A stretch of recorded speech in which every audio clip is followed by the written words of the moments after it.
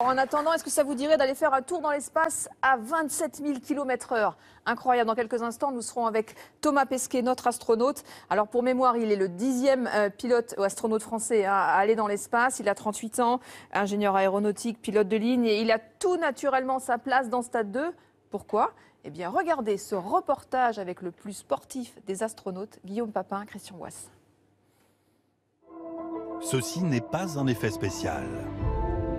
Thomas Pesquet fait bien voyager avec lui dans l'espace sa ceinture noire de judo. Champion de Seine-Maritime à l'âge de 13 ans, il a même affronté la star Teddy Riner avant de défier d'autres étoiles. Un ballon de basket aussi dans le vaisseau spatial, c'est le sport collectif préféré de Thomas. Adolescent, il joue à Dieppe. À l'époque, il rencontre même en tournoi un certain Tony Parker, avant de le retrouver 20 ans plus tard au Texas. Oh, il a déjà joué, ça se voit, ça se voit. Enfin, un ballon ovale dans ses bagages. Pas n'importe lequel, celui du Stade Toulousain. C'est dans la ville rose que l'astronaute joue 2 ans au rugby lors de ses études. Sur les 10 Français à être allés dans l'espace, Thomas Pesquet est assurément le plus sportif. Bonsoir Thomas Pesquet, on est vraiment très fiers de vous avoir dans Stade 2 ce soir. Alors on vient de le voir, vous avez un ADN de sportif de haut niveau. Alors première question, qu'est-ce qui vous manque le plus là-haut en tant que sportif ? Ce qui me manque le plus, c'est peut-être les sports collectifs, on va dire partager ça avec une équipe, l'esprit de camaraderie et puis les sports de plein air. C'est vrai qu'ici l'espace est limité, sans mauvais jeu de mots, on est toujours à l'intérieur, donc le ski, la randonnée, l'alpinisme, les sports nautiques, tout ça c'est des choses que je vais retrouver avec bonheur l'été prochain. Alors Guillaume Papin est allé voir l'un de vos copains, Thomas, Tipeee, Tony Parker.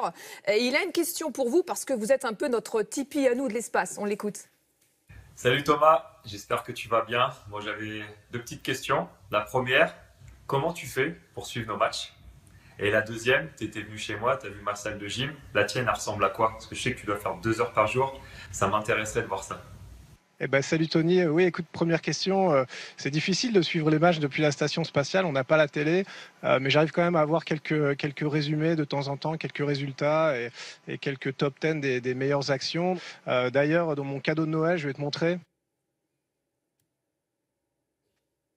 Ça, c'est mon cadeau de Noël, par ma compagne qui m'a fait parvenir ici dans la station. Tu vois, donc ça me permet d'attendre un peu avec impatience de pouvoir vraiment rejouer au basket. Et pour la salle de sport, écoute, je peux pas te la montrer ici, mais j'ai pris une caméra et j'ai fait faire une petite visite virtuelle de notre salle de sport spatiale. Ouais, justement, Thomas, on va la voir ensemble, cette visite guidée. Vous nous avez fait en exclusivité pour Stade 2 le tour du propriétaire. On regarde et on en reparle juste après.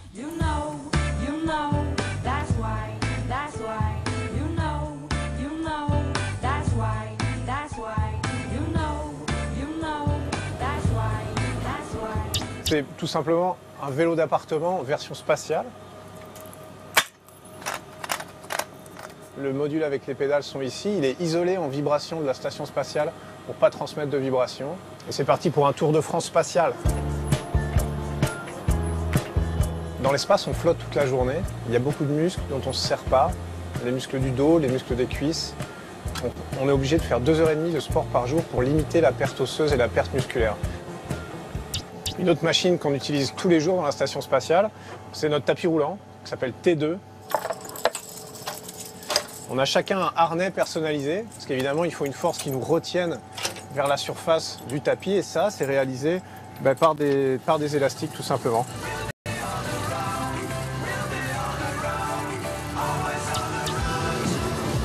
D'aller courir sur le tapis roulant, c'est pas aussi bien qu'un vrai footing dehors dans la forêt, mais au moins ça nous permet d'évacuer un petit peu peut-être le stress ou les soucis d'une journée de travail, un peu comme on peut le faire sur Terre. Et enfin notre dernière machine ici dans la station spatiale, c'est sans doute celle qu'on préfère, s'appelle Airhead. C'est un monstre qui, grâce à 2 cylindres pneumatiques, peut recréer jusqu'à 272 kg de force. Et ça sert à entraîner tous les muscles du corps. Épaules, bras, dos, pectoraux, abdominaux, mais aussi les muscles des jambes en faisant des squats ou des exercices comme ça. Grâce à ça, au bout de 6 mois, On rentre sur Terre en bonne forme, c'est comme si on n'était jamais parti. Un des grands avantages de cette machine, en plus du fait qu'elle permet de nous garder en bonne santé, c'est qu'elle a une vue imprenable juste en dessous. En dessous de mes pieds en ce moment, c'est la cupola avec vue sur la Terre. Donc c'est quand même la salle de sport avec la meilleure vue du monde.